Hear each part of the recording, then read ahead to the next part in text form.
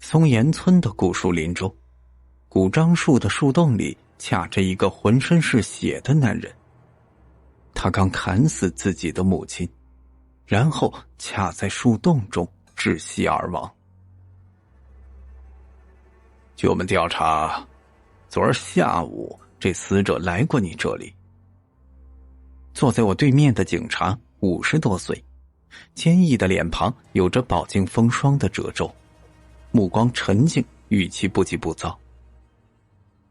是的。我推了推鼻梁上的眼镜，老老实实的回答。大概是昨天下午3点半左右来的。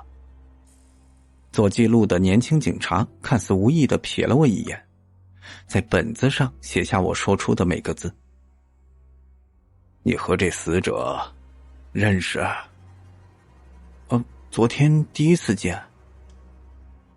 如果说认识是基于互相了解基本情况来定义的话，到目前为止我们也算不上认识，因为他到死也不知道我到底是谁。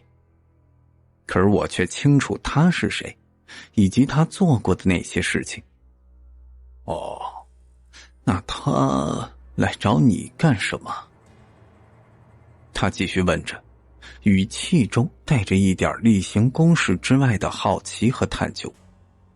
作为几十年经验的老刑警，他表现出来的好奇和探究有点刻意，但是那又有什么关系呢？我还没蠢到在有着几十年刑侦经验的警察面前撒谎。我指了指桌上的笔记本电脑和凌乱的书籍。如你所见，我是一名自由写作者，来村里收集故事的，寻找灵感。那村里人都知道。铺垫完毕，我说道。他就是来找我讲故事。年轻警察闻言皱了皱眉头，轻声地嘟囔了一句什么。虽然声音很轻，我还是听见了。他说一个疯子能讲什么故事？我在心里笑了一下。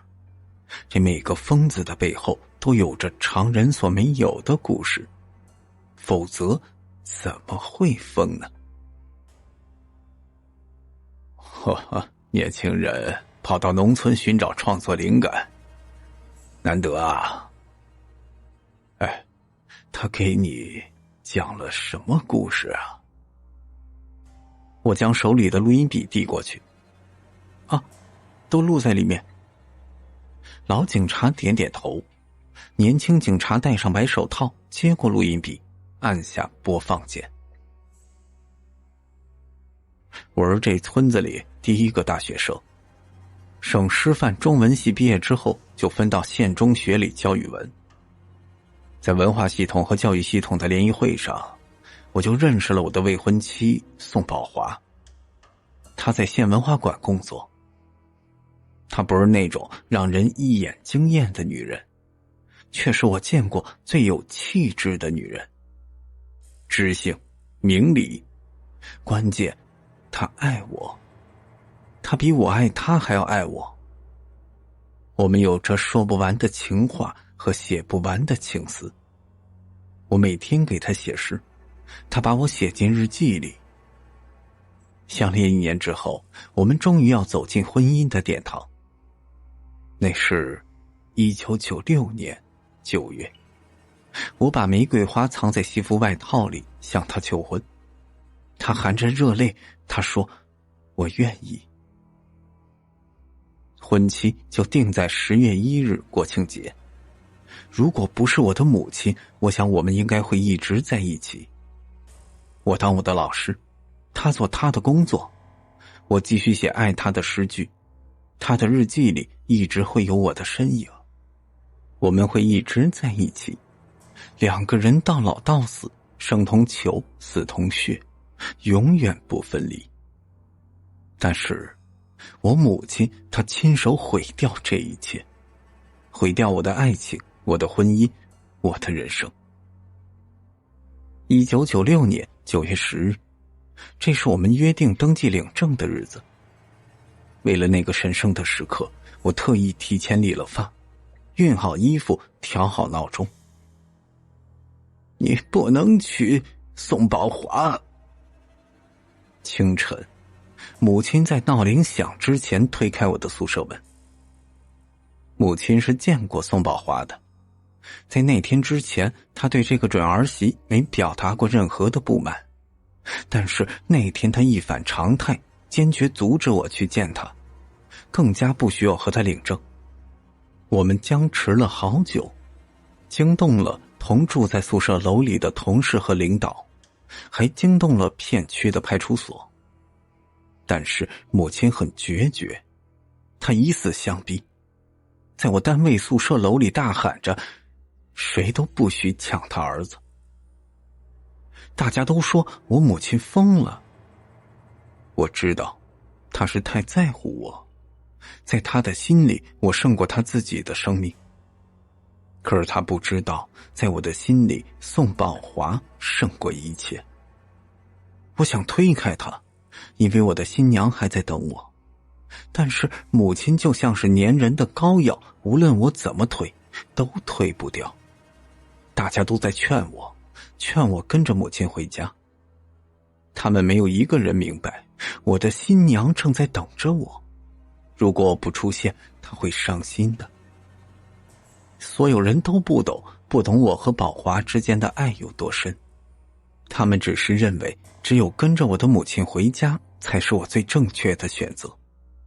他们把我捆回家后，说宋宝华不会见我，他恨我。他们错了，那是他们没有看见我被带走时，宋宝华哭得都站不住脚。他对我的爱根本就不是他们这些庸俗的人能够理解和看见的。我企图逃走，一次一次地从窗户翻出去，从楼上跳下去。他们一次一次把我抓回来。他们越发阻止我见宝华，我对他的思念就越深刻。我想他应该也是跟我一样，如此这般的思念着我，不然他怎么会违背我的意愿，生下我们的孩子？他明明知道，我跟他之间容不下任何的第三个人，不管是我的母亲，还是我们的孩子。那后来你见过他吗？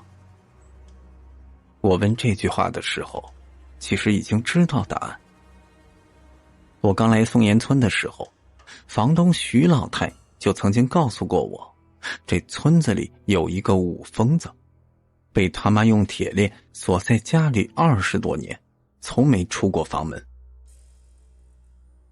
找过，但是他把我给轰出来了。提及往事，他的神情有片刻的落寞。你明明他是那么爱我的，因为孩子吗？对，一定是因为孩子。孩子把他对我的爱给抢走了，他宁可带着孩子躲起来，他都不肯见我。回忆让他变得有些暴躁。也许这事儿没你想的那么糟。我把水杯推过去一些，想让他喝口水平静一下，但是他的目光转向门外，露出一些慰藉。你说的对，他还是爱着我的，所以他回来了。我顺着他的目光向外看去，这小院的天井里种着一株桂花树，上边扯着一根晾衣绳，挂着我刚洗过的 T 恤和一条红色的丝巾。我不知道令他情绪暖和下来的是桂花树，还是我的 T 恤，或者是那条陈旧的红丝巾。他露出一丝志在必得的笑容。我们很快就会重新在一起的。那你母亲能同意你娶她吗？我随口问了一句，他一脸痴迷的脸色陡然一变，语气冷了几分。我不允许他再次破坏我们，谁都不行。也是，20多年过去了，你母亲对他再有意见，也应该放下了。我抽出一支烟给自己点上，这男人的眼中也流露出一丝的渴望。来一支？他点点头，我就递了一支给他，顺便帮他点着。哦，对了，当年你母亲反对你们的婚事，到底是为什么？他根本就不想跟人分享他的儿子。不知道是香烟的缘故，还是别的什么原因，他游走在暴怒边缘的情绪似乎得到安抚，渐渐平静下来。确实，有些做父母的会把孩子当作他们的私有财产，限制他们的人身自由，操控他们的思想情绪。这是一种病，得治。病？他愣了一下，点点头。对，他就是病了。哦，在你这描述中，我觉得你母亲心理出现问题了，不然的话，就算她不喜欢宋宝华，阻止你们结婚，那也不可能让你连教师的工作都放弃啊。90年代的大学生虽然还算得上炙手可热，但是不像80年代，只要考上大学就等于端上铁饭碗。而这正式的教师属于事业编制，这样的工作对于很多人来说，不仅可以养家糊口，还有体面的社会地位，可以算得上是铁饭碗中的金饭碗。他似乎从来都没考虑过这个问题，在我的提醒下如梦初醒。对，他让我放弃宝华，放弃工作，放弃一切。他是病了。我点头表示赞同，同时补充道，他还把你当作私有财产锁在家里，长达20多年。他这是在犯罪啊！此时他的情绪陡然激动起来。犯罪，犯罪，犯罪！我没犯罪，我没有犯罪，那丝巾是我买的，是他想要杀了我，抢走我的宝华。犯罪的是他，是他们，不是我。他的情绪突然就崩掉了，我微微的勾起嘴角，这一切都在按照我的预期发展，甚至比我的预期还要顺利。不过我嘴上安慰着他，再来一支烟，平静一下情绪吧。他接过我点燃的香烟，渐渐地停止自言自语，勾起身子沉默地吸烟。我看了眼录音笔上跳动的数字。你对你的未婚妻的爱可真是情比金坚啊，实在令人动容。我爱她，她更爱我。对，宝华更加爱我。她那么爱我，肯定会等我的。这男人的情绪似乎慢慢的平复了，他接过我递给他的烟，慢慢的吸起来。我会给他幸福的。他对我说，更像是对着自己说。他的目光再次移向小院子，眼神陡然一震。我顺着他的视线看去，这小院里的桂花树还在，晾衣服的绳子也在，我的 T 恤在风中轻轻地荡漾，唯有那条陈旧的红色丝巾却不知道被风刮到哪里去了。那条丝巾不过是我从市里过来时打包几本书，没有合适的东西用于捆扎，随手拿来的旧物。丢了就丢了吧，并没什么要紧。这男人原地呆愣许久，慢慢的起身离开。走的时候，他带走我2包香烟，还把自己的名字告诉我，他叫王亲民。好的，录音播放结束。你对他的讲述有什么看法？老警察问我。他们能听见录音，却看不到录音之外的东西，比如红色丝巾，比如我的神情。我斟酌了一下，我觉得不是他在信口胡诌，就是这儿有问题。我指着自己的脑袋，他那本来就是个疯子。年轻警察有点沉不住气了，他大概是觉得警察就应该轰轰烈烈和黑势力斗争，而不是为了一个莫名其妙死亡的疯子浪费时间。根据现场初步勘定判断，王亲敏死于窒息，这和他头卡在树洞里的状态十分的吻合。至于其他的，这就只能等警察的调查了。老警察拿出一只物证袋放在桌上。这个你认识吗？这透明的物证袋里是一包香烟，确切地说只有不到半包的香烟。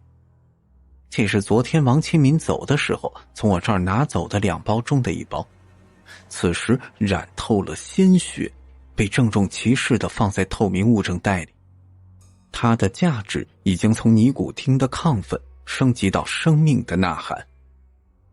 虽然我觉得他并不能喊出什么。这是我给他的，一共2包，作为讲故事的酬劳。老警察点点头。这烟就是进口的吧？是。看着警察的神情，我依旧坦然。进口烟，除了尼古丁的浓度高一些，并没有任何的问题。对于我这样需要经常熬夜的人来说，高浓度尼古丁这是个好东西。但是对于长期服用精神抑制类药物的人而言，这就不太友好了。这牌子不便宜吧？你们这自由作家收入还可以吗？还行，混口饭吃。好，今天先到这里。如果你想起什么，随时联系我们。老警察递给我一张名片，县刑侦队方东海。电光火石之间，我就突然想起了高中同学蒋欣，他现在就职于市公安系统搞刑侦。如果没有记错的话，这方东海就是他的师傅。年轻警察把记录本推过来，让我签字。他们要走，我连忙起身相送。对了，他叫肖运来，不叫王亲民。在我错愕的眼神中，他们俩一前一后的离开，以为自己是王亲民。就他配吗？我在书桌后坐了很久，香烟抽了一支又一支，脑袋从昏沉到兴奋，继而隐隐的发痛。昨晚那一幕幕血腥的场景还是在眼前挥之不去。我叹了口气，把新点起来的烟掐灭，拉开抽屉，一本发黑残破的日记本就安静地躺在那里。翻开扉页，娟秀的字迹端正地写着1996年9月1日启用，宋宝华。1996年9月1日周日小雨。用上新日记本的一天，果然有好事儿。王老师这棵千年铁树居然开花了。悄悄策划的求婚仪式虽然简陋，却是很用心啊。不过演技有待加强，我只能配合他呗，谁让他如此可爱呢？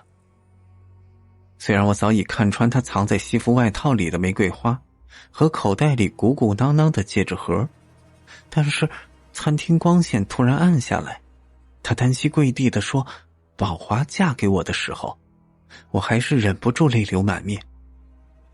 愿往后的日子执手相握，白首不离。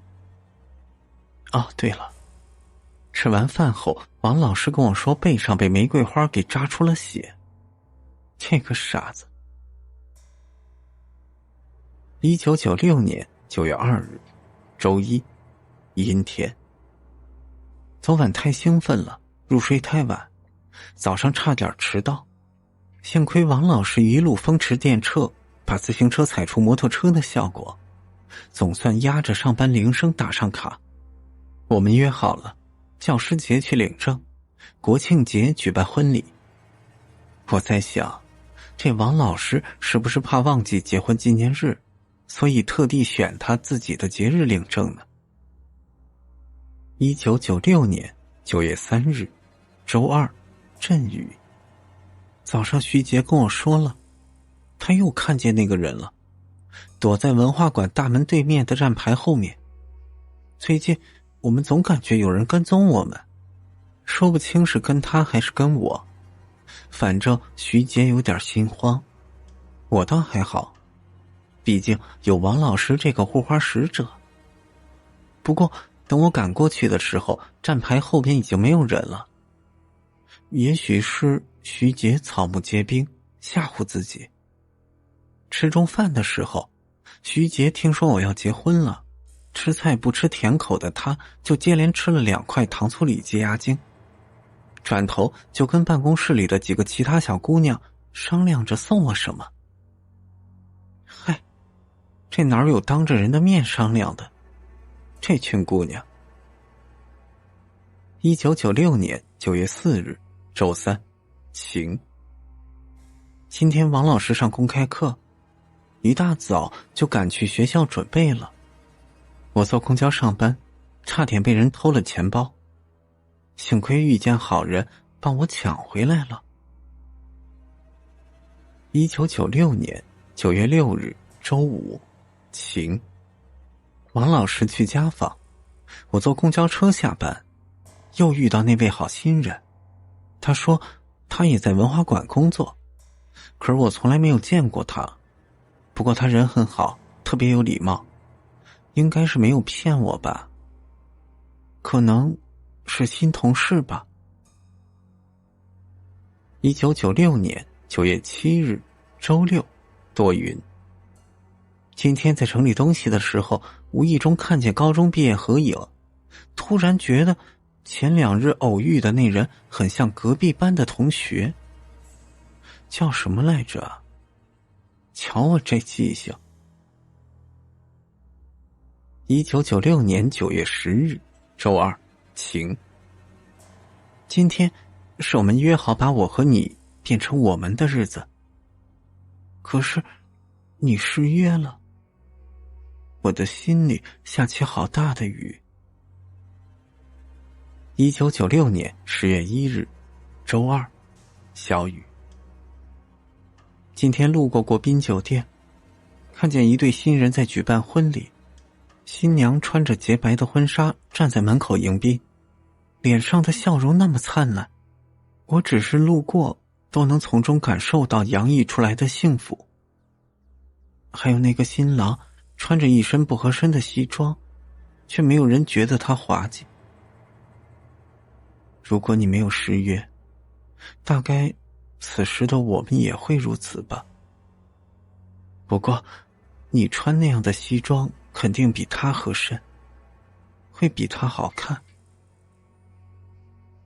1996年10月30日，周三，阴。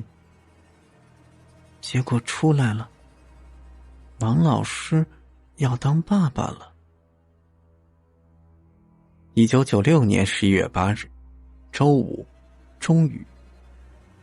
怀孕的事儿被我妈知道了，但是她知道我的决定轻易改变不了，所以她只是叹了口气。她让我调回去，我怎么可能这个时候回去呢？我还在等一个结果。1996年11月9日，周六，小雨。我妈搬过来了，真不知道这么多东西她是怎么一个人扛过来的。大概这就是为母则刚，她保护我，我保护她，我们都是坚强的妈妈。1997年1月2日，周四，晴。等了这么久，却是一个这样的结果。我不甘心，可是我什么都做不了。1997年3月5日，周三，阵雨。今天惊蛰，万物复苏，凋零下来了，可是我不想走，我不想离开这里，离开一切与王老师有关的地方，我真的舍不得。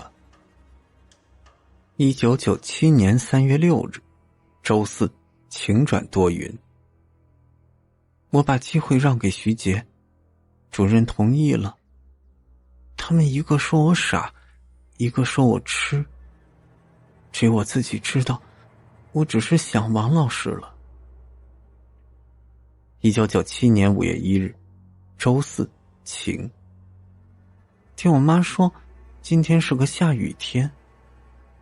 我说怎么可能下雨，今天必须是个大晴天，因为今天是王老师离开这么久之后最好的日子，我们的结晶诞生了。真是子孝父，这小子跟他爹一个德行，挑了个五一劳动节出生。1997年5月5日，周一，晴。我们出院了。到这里，他和王老师的故事戛然而止。他是宋宝华，而这里的王老师是真正的王亲民。他们相爱相恋，他们准备结婚，他们生有一个小孩子，他们一家三口原本应该有个美好的未来，都是因为萧运来这个疯子毁掉这份美好。我抽了支烟叼在嘴上，手却抖得连打火机都按不动了。萧运来死了，他不是受害者，他是凶手。他杀死自己的母亲，而我目睹了这个过程。萧运来被人发现卡死在古樟树的树洞里，几个村民自发地赶往他位于村东头的家中报信，却见大门洞开，蚊蝇成群，一路流淌到门外的血迹已经干涸。而萧运来的母亲则身首异处，身子在简陋的床上，头颅则是滚落在脏污的泥地上。经过一夜的炎热，肉体腐败的气味混合着浓重的血腥，令前去报信的村民当场作呕。一名村民在门口看了一眼，转身就跑。我去，谢老师，可千万别过去啊！他的提醒晚了，我已经踩在干涸的血迹上，跨进门槛。里面还是昨晚的老样子，只是经过一夜的高温，干瘪的尸体已经发生微微的变化，气味直冲脑门。我在门口愣怔片刻，跟着其他的村民一起退了出来，扶着旁边的树干呕起来。立在东山脚下的两间泥坯房，他们终于在见证了一个丧心病狂的疯子的养成之后，又见证了他以极其惨烈的方式落败。这么多年，因为家有五疯子，这两间泥坯房俨然就成为村里的真空地带，渐渐地被人们淡忘。不曾想会以这样的姿态回归大家的视线。我的房东徐老太曾经和萧运来母子做过邻居。哎呦，作孽呀！这徐老太拽过一张小凳子，自顾自地坐下来，感慨了一番命运的不可测。那啥，这金老太就这么一个儿子吗？我顺势问道。我的提问是打开徐老太阀门的开关。他开始絮絮叨叨地讲起金老太和他儿子萧运来的故事。金菊呀，原本是财主人家的掌上明珠，土改时娇小姐就成了脚底泥了，还因为成分不好，20多年都没出门子。这石匠萧大田儿家徒四壁，没爹没妈的，穷的人叮当响，30好几了也娶不上媳妇儿。经人一撮合呀，这2人就成了。摘了金菊这朵鲜花，这肖大田儿那时捧在手里怕摔了，含在嘴里怕化了。以前我们2家门挨着门住，我过门的时候，他已经生下儿子肖运来了。这下肖大田更是把他给供了起来，因为成分不好，受人排挤，也是因为这肖大田宠着，这别说下地了，就是出门那都是罕见的。这别人家媳妇儿上山下田，他在家里啊就是做个饭，衣服都不洗。哦，对了，他还教儿子念书。那年头啊，比人家3、5岁的小子见天往外跑，村里撵狗，地里挖坑，都整得跟个泥猴似的。可是他家那肖运来就跟个小大人老夫子似的，衣服再旧，补丁再多，也是每天都干干净净的，板板正正的，一举一动都被他妈教得跟个木头少爷似的。别人撒尿和泥巴玩，他在背诗；别人舔鼻涕吹大炮，他在写字儿。上小学，学问比老师还高呢。那会儿子，这村里谁不羡慕肖大田有个有出息的儿子呀？可惜呀，这娃居然就没考上大学。出成绩那天儿，我隔着墙就听见金菊是哭了一宿啊。那肖大田就这么伏地做小，劝了一宿。金菊儿心气儿高啊，要不是那个年代，怎么都不会给石匠当老婆。她越是瞧不上丈夫肖大田，就越希望儿子鱼跃龙门，所以她哪接受得了儿子没考上大学这事儿啊？见天的就跟肖大田闹腾，肖大田被他闹得没法了，托人找了门路，打算送肖运来去复读，明年再考。哎呦，这天有不测风云啊，复读这事儿还没定好呢，肖大田就出了事儿了。这采石矿上啊，突然塌方了，滚下来一块大石头，大家都跑了，就肖大田没跑。等人把他从石头底下扒了出来，那上半身已经压糊了。这家里的郑劳力没了，肖运来的复读自然也是读不成了。从那时候开始，他娘俩就更加的孤僻了。在这徐老太的叙述中，我还得知肖运来根本就不曾在县中学教书，他去的是县供销社当售货员，后来因为坚守自盗供销社的货物被约谈了，供销社的盗窃货物尚未定性，肖运来就牵扯进另一桩的大案。听说呀，他当今儿的犯病了，拿着砖头把人脑袋给拍糊了。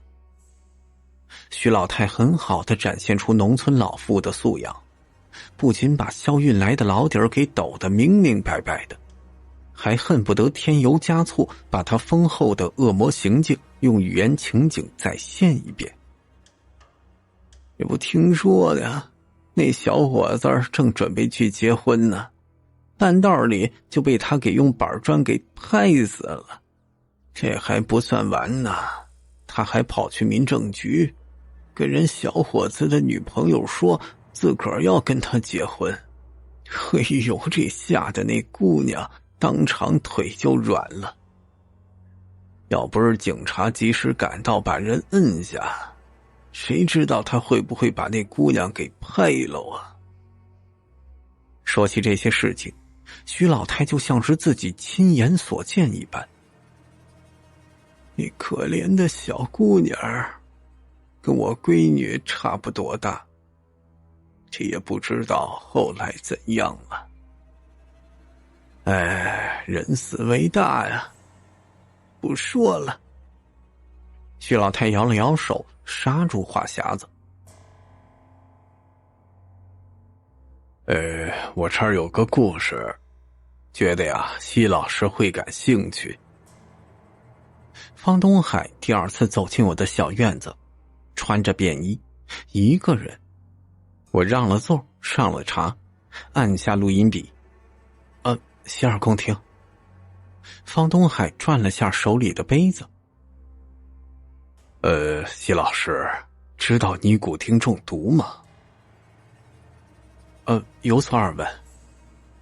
面对鹰隼，可以隐瞒，却不可以撒谎。方东海抽出一支烟，点上。像咱们这些烟民得明白这尼古丁过量也是会中毒致死的。谢谢方警官提醒。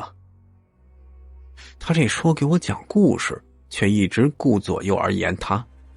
但是和高端的猎人角逐，最不能没有的就是耐心。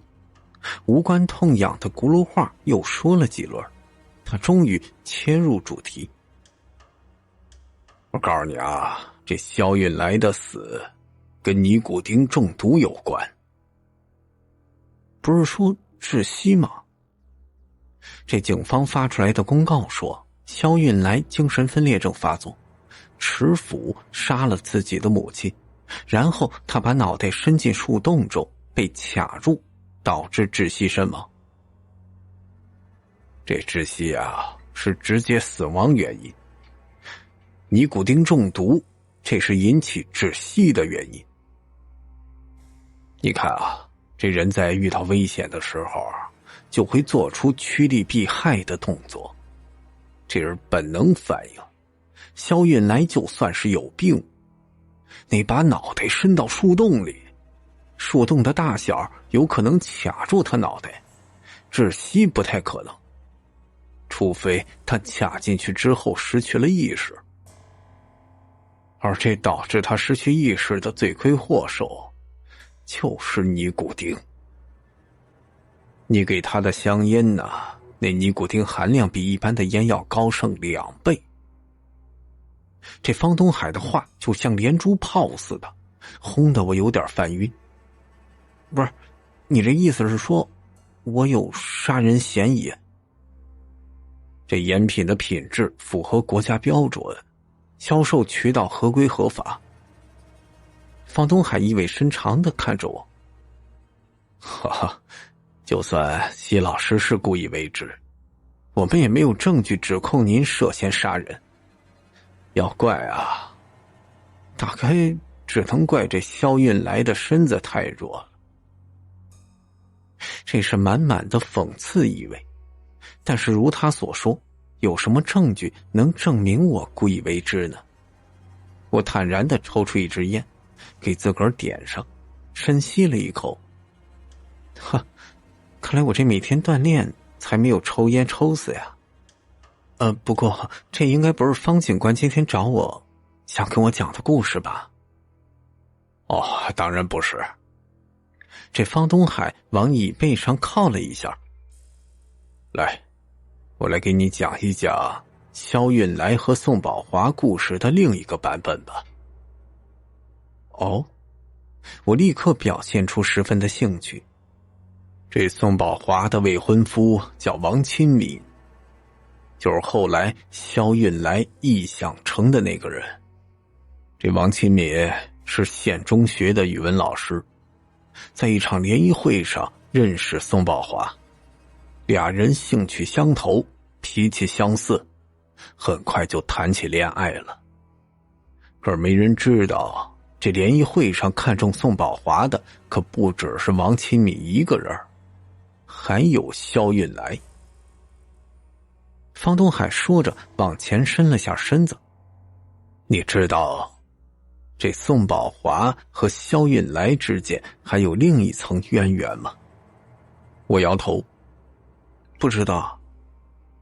估计那宋宝华也不知道，这肖运来就是他的同学，同届的，不同班，而且肖运来暗恋宋宝华由来已久，甚至因为宋宝华没考上大学。这肖运来高考失利，是因为宋宝华？这倒是在我的意料之外。没错，我就专门调查这事儿。据肖运来当年为数不多有交集的同学说，肖运来从小性格孤僻，基本上没啥朋友，所以他就有一个习惯，有什么心事啊就写在日记里。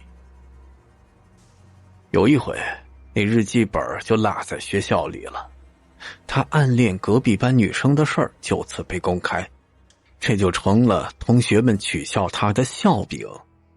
他那成绩而一落千丈，虽然他日记中没写明那女孩是谁，但是根据后来发生的事儿，这女生大概率就是宋宝华。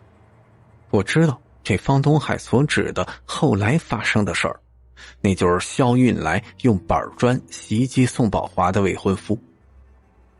爱而不得就毁灭，这个案件当年曾经在社会层面引起了轩然大波，光天化日公然行凶，这影响不可谓不恶劣。案件一出，社会各界高声的呼吁严惩凶手，但是后来凶手患有严重的精神分裂症，行凶时正处于犯病时期的诊断一出，那呼吁就变成了对受害者的叹息。所以这他妈疯子就是真理吗？一条鲜活的生命比不过一个精神分裂症吗？从某种意义上来说，确实如此。所以王亲敏的确死得很冤呐。方东海饶有兴致地看着我，如果你是王亲敏的亲人，你会怎么做？呵，这才是他今天来的真实目的，我早就想到了。呵，这个如果没有意义啊，肖运来已经死了。我笑着说。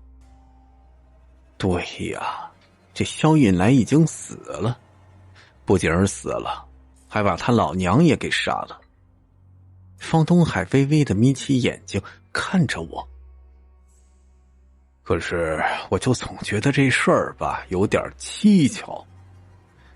他一个被关了20多年的疯子，你一个初来乍到的外人，你说他为什么偏找你来倾诉呢？他凭什么相信你啊？说实话，我比方警官您更加的好奇，您能帮我查一查吗？呵呵呵，这写书的人都这么幽默呀。嗨，方警官，您说肖运来用斧头砍死他母亲时是发疯呢，还是清醒呢？肖运来从你这儿离开不到5个小时，就对他亲妈下手了。我觉得奚老师您比我更加适合回答这个问题。那我猜他杀人的时候处于犯病的阶段，这不然怎么会对自己的亲生母亲下手？是吗？哦，对了，根据我们的调查呀，这宋宝华生下一个男孩，后来因为宋宝华病逝，这孩子就成了孤儿。他这说着又往前倾了倾身子。我去过宋宝华老家，谁都说不清宋宝华死后那孩子上哪儿去了。不是，方警官，您不会以为我是宋宝华和王亲敏的儿子，时隔25年来找肖运来复仇的吧？他随手翻了翻我桌上的书，半开玩笑道：哦，这几天读了奚老师的书，情节跌宕，逻辑严谨，反转频出，十分的精彩啊。以西老师的智商和情商，诱导一个疯子杀人再自绝，而且不留下任何的痕迹，那似乎也不是办不到吧？那我的动机呢？你看我们写小说的，每推动一个情节都得有个合理的逻辑，所以没有动机，这样的剧情根本就没法设定，这不合道理。方东海把书放回去。这个剧情啊，设定最不合理的就是你西老师的年龄。我这年龄有什么问题啊？如果你出生在1997年，那么动机自然就有了。方东海用指尖点了点翻开书本的扉页，那里有着我的个人简介。可惜了，西老师，你出生在1995年。我举了举茶杯，我倒是很庆幸自己出生在1995年。这是好一招的打草惊蛇。他一定认为，如果我是宋宝华的孩子，在他质问的时候，下意识必定会做出反应，哪怕是一呼一吸之间的情绪变化，都会成为这个鹰隼一般敏锐的警察的把柄。不过很可惜，他打了我这捧草，却并不能惊出蛇。还有啊，我们在金桔被杀现场采集到西老师的脚印。你应该也不止我一个吧？我记得当时一起去报信的有3、4个人。西老师果真是观察仔细呀。不是，方警官，您这想象力，您不写小说可惜了。是吗？那再发挥一下作家的想象力。您说，这古樟树的空洞里边有什么东西，能把萧运来吸引过去啊？这是一招不中，追加一招。他有着狐狸一般的狡猾。我依旧巍然不动，摇了摇头。如果这是小说情节，我可以试着补齐漏洞。可是这是现实生活，我想不出来理由。有道理。可能那就是单纯的精神分裂症犯了。你看这精神分裂症啊，多好的理由，让一切不合理都能变得合理起来。他此时说的每一句话都布满着陷阱，我一旦不慎踩入，就会万劫不复。我无奈地说道：不是，警官，编故事我在行，破案我可不会啊。讨论案情还请方警官回局里开个案情分析会啥的。季老师啊，介意聊聊家里的情况吗？我家就我和我妈。我想了一下，又补充道：准确来说，是我和我的养母。我是个孤儿，3岁的时候父母出车祸去世的，5岁就被我现在的养母收养。西老师是个孤儿啊。那宋宝华的儿子也是个孤儿。这只能说明人生无常啊。我知道，这方东海踏进门槛之前，已经把我查了个底儿朝天了。我3岁父母双亡，被送入孤儿院，5岁被养母靳女士收养，起名靳熙。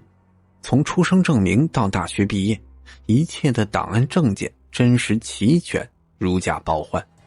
他想要找突破口，就只能不断地跟我交涉，企图在我的言行举止中找到更多的漏洞。不好意思，他这算盘注定是要打空了。引诱萧运来砍断铁链走出家门，引诱他走进我的小院子，以及让他误认为宋宝华已经来找过他，以及引诱他钻进树洞的关键证据，早就化为灰烬了。除此之外，我在这整个事件中没有留下任何的痕迹。如果方东海能查到相关证据，那此时我们聊天的场地一定不在我的小院里。你说啊，这萧运来被锁着，活动范围受限，他是怎么拿到斧头的？在其他的问题上占不到便宜，他再次转换话题。这个我不知道啊。我不能发表关于斧头的任何言论，毕竟我对萧运来家不熟，不知道这斧头应该放在哪个位置。那是因为啊，这斧头就放在萧运来的床底下很多年儿。这样啊？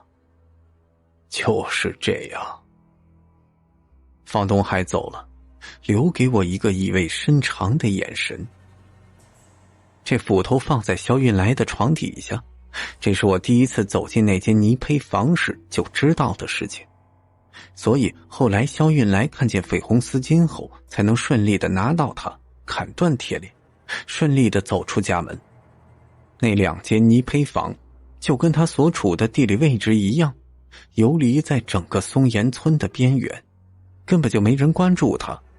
而我信步游走在村里的各个角落，也是他们熟视无睹的场景，所以没有人知道我曾经带着一方丝巾踏足过那间泥坯房。这红丝巾不是当年供销社丢失的那条，但是它们都有一个共同的特点，绯色，边缘有一个极小的烫伤。这得归功于我的养母敏锐的观察。当浑浑噩噩的萧运来看见误入家门的陌生人，这身上有一张红色的丝巾，长久以来的臆想就成为真实的记忆。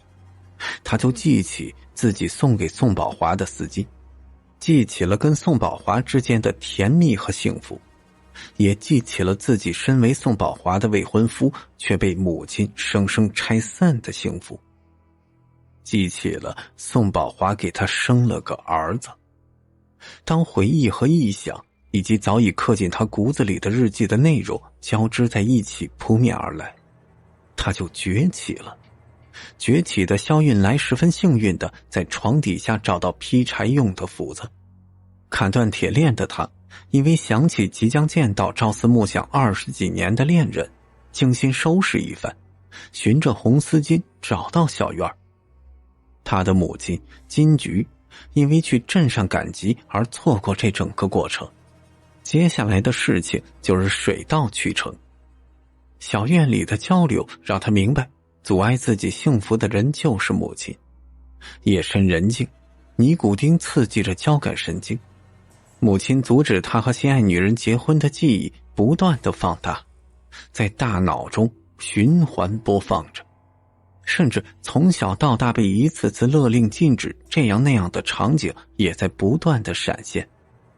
他害怕了，他害怕故事重演，让即将到来的团聚再次破灭。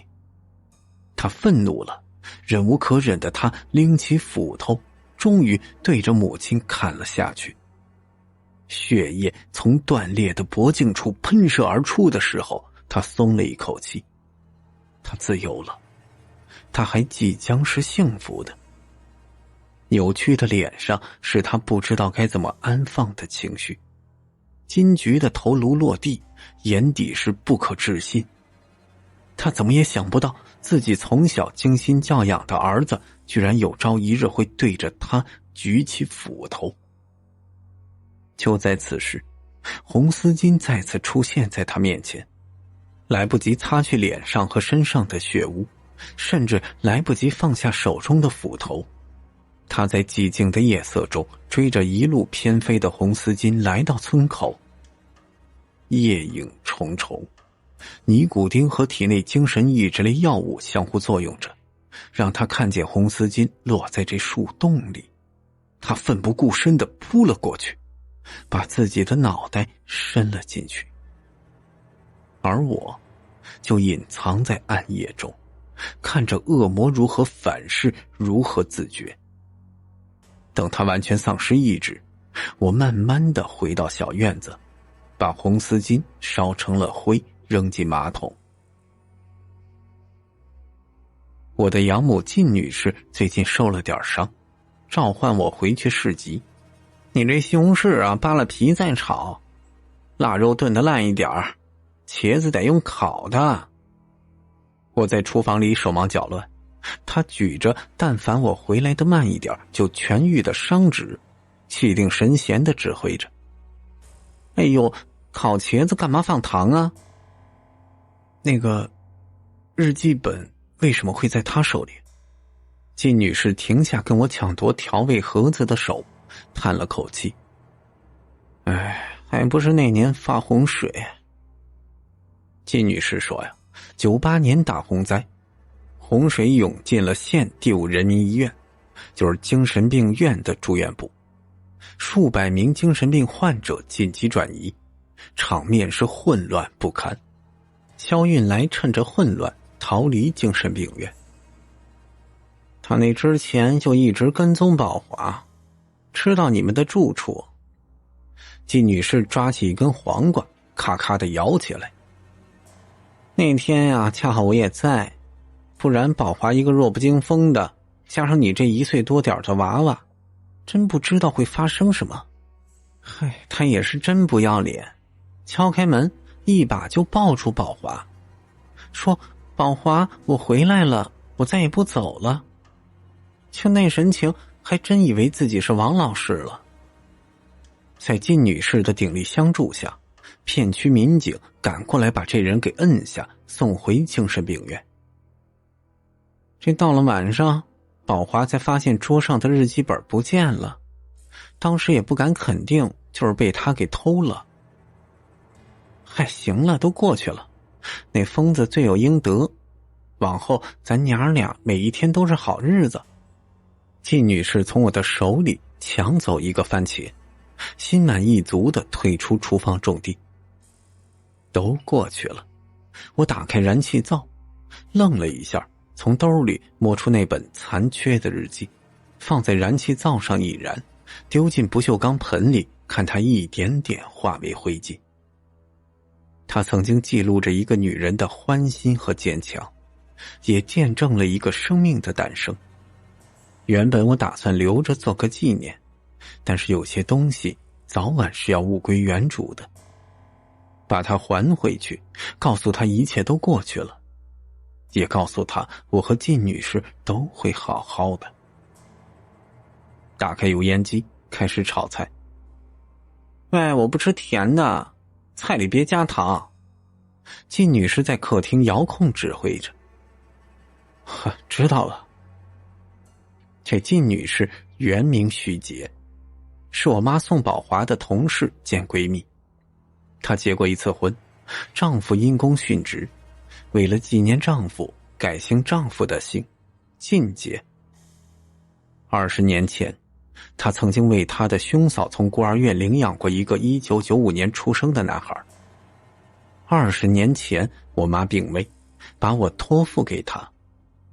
未婚先孕，我的户口就一直没有落实，她干脆就拿着给兄嫂办的领养证给我上了户口，叫靳熙。